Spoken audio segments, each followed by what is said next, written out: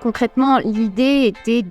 d'avoir une meilleure connaissance de toutes les différentes formes de tourisme sportif en France et particulièrement du tourisme sportif de pratique et de visite et d'essayer de mieux connaître à la fois la demande liée à cette pratique de tourisme sportif, mais aussi de mieux connaître les acteurs, comment est-ce qu'ils sont organisés, quels sont les leviers de développement pour favoriser la croissance de ce secteur-là et faire un certain nombre de recommandations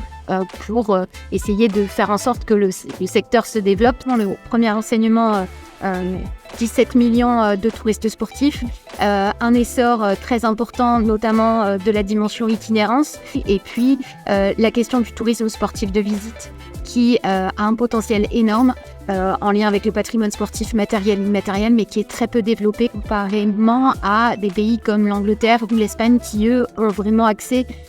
des politiques sportives locales sur cet angle-là et qui ont un certain succès. Le tourisme sportif de visite, c'est à l'occasion d'un séjour sportif de pouvoir visiter soit des lieux emblématiques sportifs, matériels ou immatériels. Ça peut être des stades, ça peut être des musées, mais ça peut être aussi un endroit où il y a une stèle, une statue ou un site sportif comme le col du Tourmalet par exemple. Et c'est vrai qu'aujourd'hui, il y a très peu d'offres de